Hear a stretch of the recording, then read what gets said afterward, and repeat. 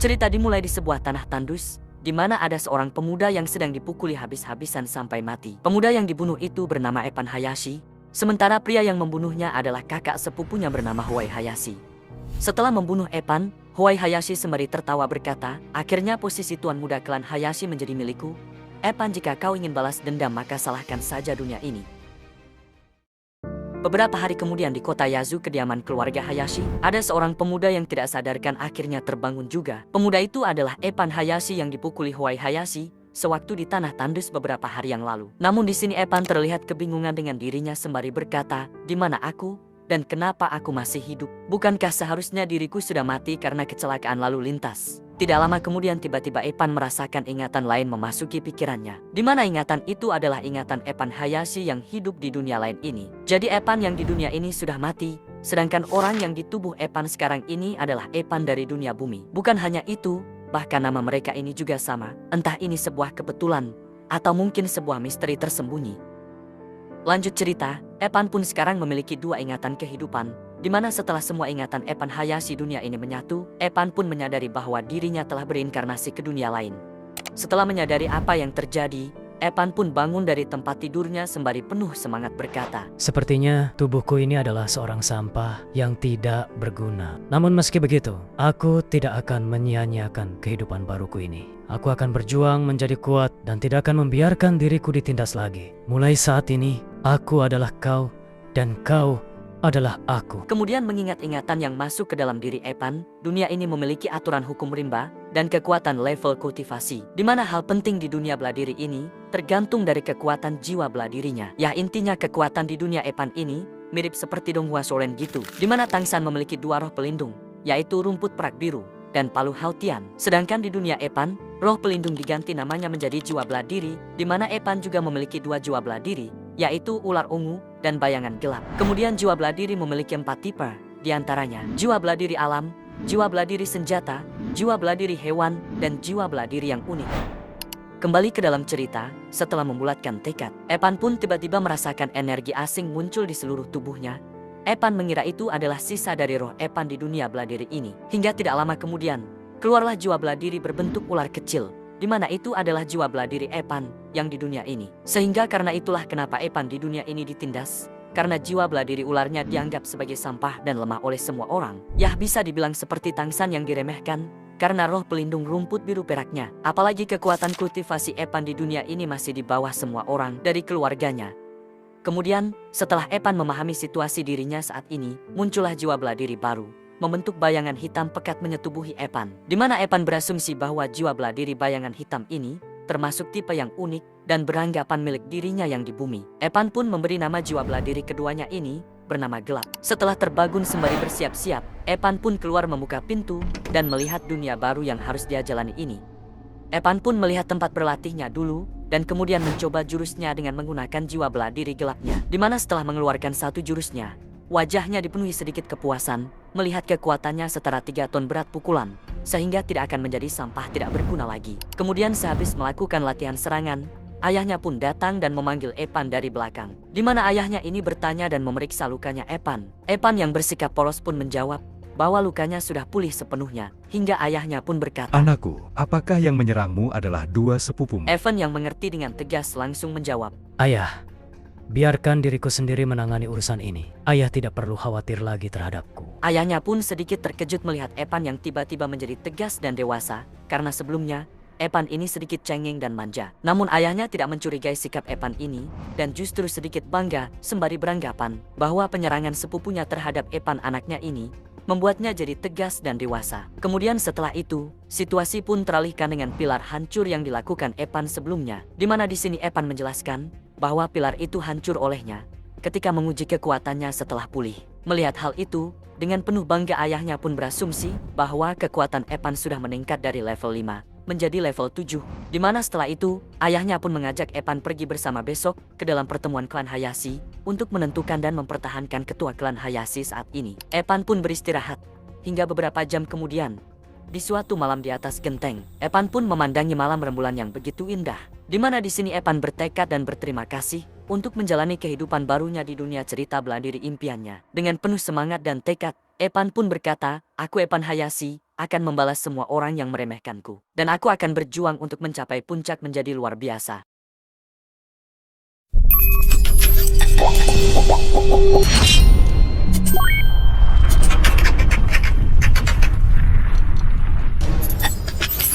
Beberapa jam kemudian, malam pun habis, siang pun tiba. Pertemuan klan Hayashi pun akhirnya dimulai juga. Di mana di sini semua orang membicarakan dan meremehkan kedatangan Epan dan juga ayahnya ketua klan saat ini. Apalagi semua paman jahat Evan dan tetua pertama klan juga hadir di sini dan menandakan ingin merebut posisi ketua klan milik ayahnya Evan.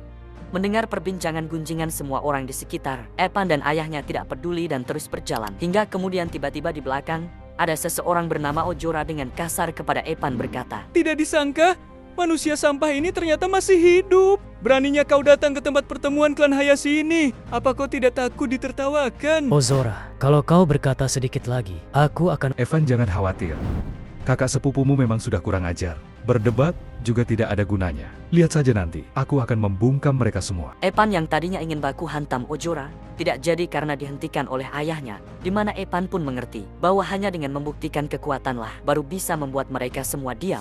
Ketika beberapa hari yang lalu, Epan yang terluka parah, dirinya diantarkan ke kediaman Hayashi oleh murid dari Sakte Laut Awan yang terhormat. Di mana setelah Epan dan ayahnya duduk di kursi, tiba-tiba ada paman jahat ketiga Epan bernama Horan Hayashi langsung berkata dengan sombong.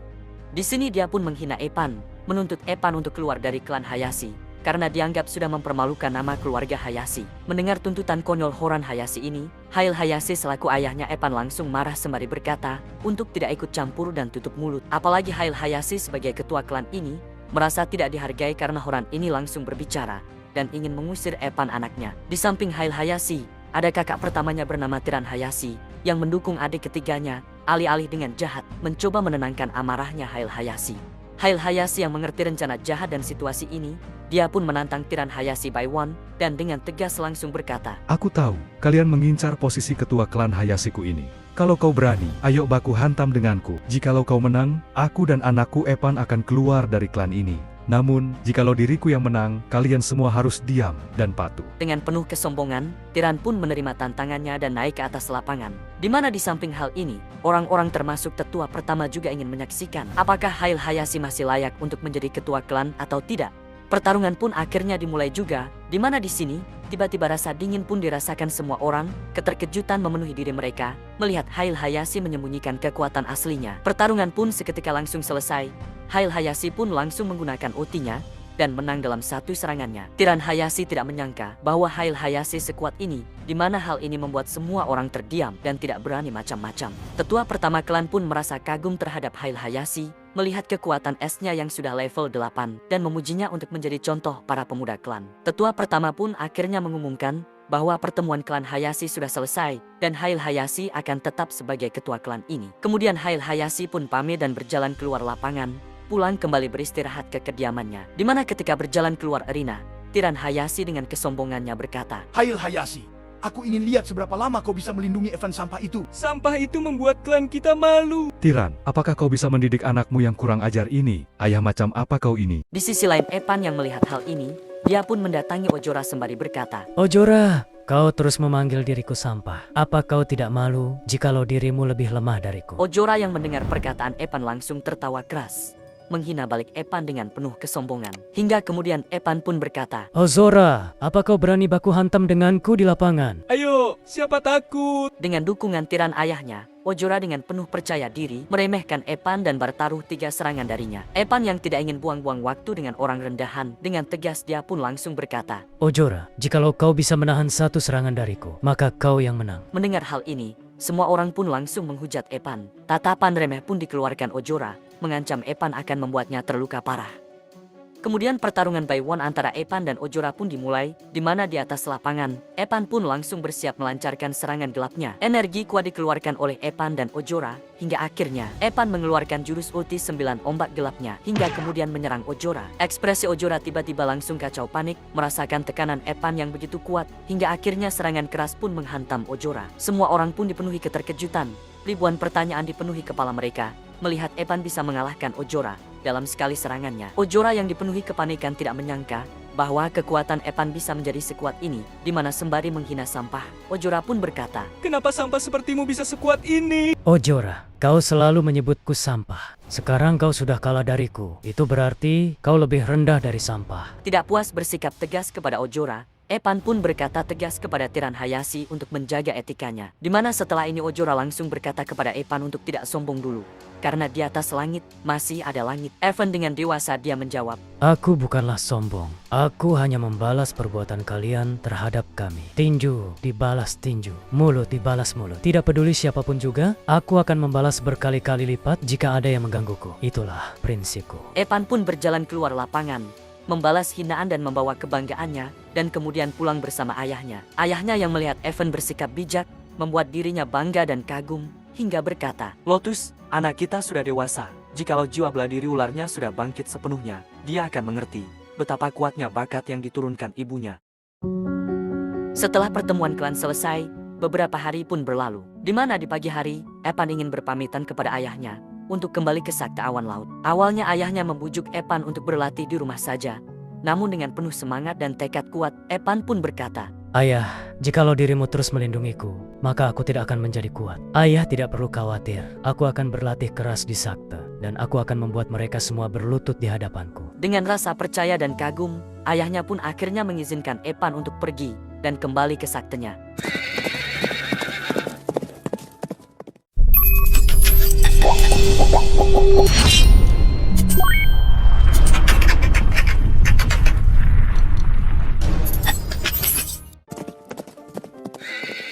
Sepuluh hari pun berlalu, Epan pun akhirnya tiba di Sakta Awan Laut, di mana ketika ingin masuk ke dalam wilayah Sakta, Epan dihadang oleh dua penjaga di sana.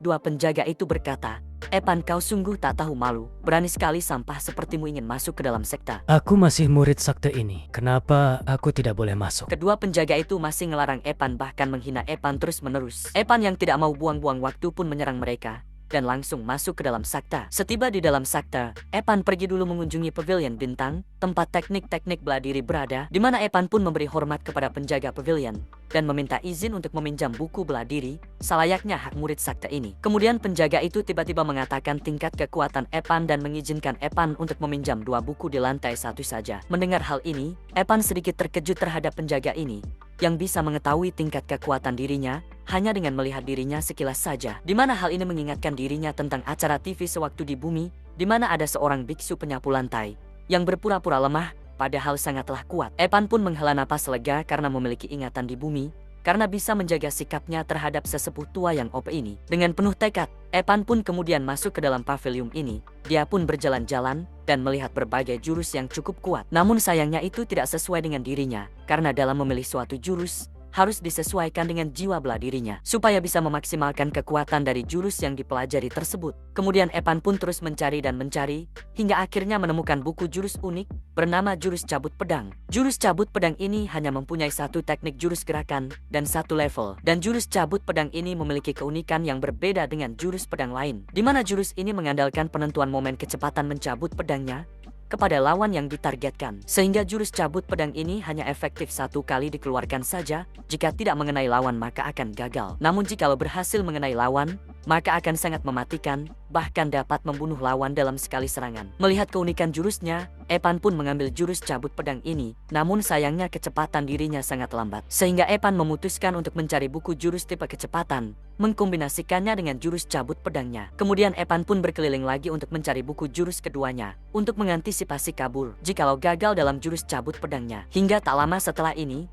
akhirnya Epan menemukan sebuah buku jurus bernama Jurus Cahaya Bayangan. Meskipun belum mengetahui keunikan jurus ini, namun Epan yakin dan akhirnya mengambil buku Cahaya Bayangan sebagai jurus keduanya. Kemudian Epan pun berjalan keluar dan melapor ke penjaga pavilion untuk meminjam dua buku jurus ini. Di mana di sini, pavilion penjaga sedikit terkejut sembari tersenyum melihat Epan memilih buku jurus cabut pedang yang tidak pernah diambil murid lain. Pavilion penjaga itu pun berkata, Bocah, jurus cabut pedang memang luar biasa jikalau sudah di level tertinggi. Namun jikalau kau gagal dalam satu kali serangan, kau mungkin akan langsung mati oleh lawanmu. Apakah dirimu yakin dengan keputusanmu ini? Terima kasih atas nasihat Master. Aku yakin dengan pilihanku ini. penjaga itu pun tersenyum kagum kepada Epan, sembari berpikir melihat Epan memilih buku jurus Cahaya Bayangan untuk mengantisipasi jurus pedang cabutnya. Kemudian di mana setelah ini, penjaga tua ini pun mengeluarkan sebuah pedang yang dijadikan sabuk pinggangnya dan memberikan pedangnya kepada Epan sebagai murid yang baik dan sopan. Kok bisa ya? Pedang dijadiin sabuk pinggang.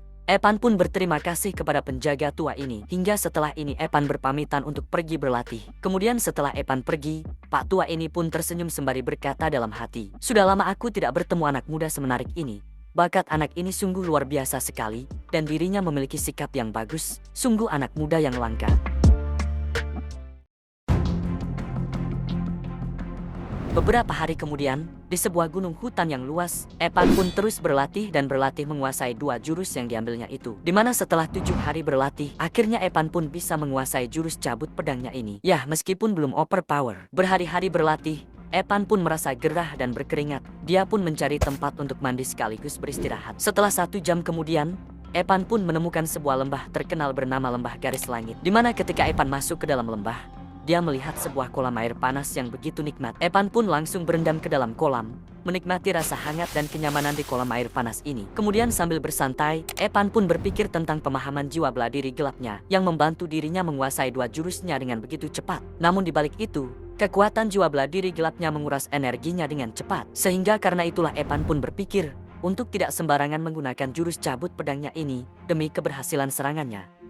Tidak lama kemudian, ketika Epan sedang menikmati kolam air panas, tiba-tiba Epan mendengar suara percikan air dari dalam kolam. Di mana setelah percikan air itu semakin besar, keluarlah seorang gadis cantik, mulus, seksi, dan menggoda, sedang mandi juga di dalam kolam air ini. Epan pun langsung beristighfar. Astagfirullah. Bentar. Epan pun terkejut tiba-tiba melihat wanita cantik telanjang di hadapannya. Sehingga demi menjaga kehormatan, menghindari kesalahpahaman, Epan pun bergegas menahan iman dan pergi dari kolam hangat ini. Namun sayangnya takdir pertemuan tidak bisa dihindari, sehingga wanita itu pun menyadari keberadaan Epan di sekitarnya sembari berkata, "Siapa yang berani mengintipku mandi? Maaf, aku tidak tahu kalau Nona ada di sini. Sekarang juga aku akan pergi dari sini. Berani sekali kau kabur begitu saja.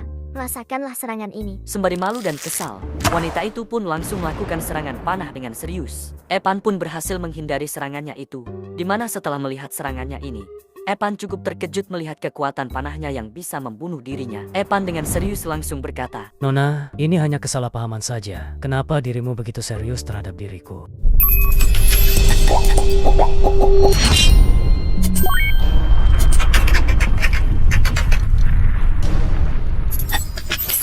Wanita itu pun tidak mau mendengarkan Epan, sehingga dia pun melancarkan serangan panahnya lagi dan mengarah kuat kepada Epan. Karena tidak mau damai juga, Epan pun menjadi serius menghadapi panah ini dan menangkis serangan panahnya itu dengan jurus 9 ombaknya. Setelah serangan kedua dari wanita ini, Epan cukup terkejut karena panah wanita ini semakin kuat, sehingga Epan tidak bisa menghancurkannya dan hanya bisa membelokkan panahnya itu. Kemudian setelah melihat serangan panahnya ini, Epan mulai mengingat dan mengetahui bahwa gadis cantik ini adalah murid jenius dari Sakta Awan Laut bernama Freya, di mana Freya ini memiliki jiwa bela diri senjata bertipe panah tingkat tinggi, yang dimana serangan panahnya itu bisa mengikuti arah napas dari target yang diincarnya. Epan yang menyadari godaan dari wanita ini, maksudnya menyadari bahaya dari wanita bernama Freya ini, dengan wajah tampannya Epan pun langsung menggunakan salah satu jurus andalannya, yaitu jurus cahaya bayangannya, alias kabur.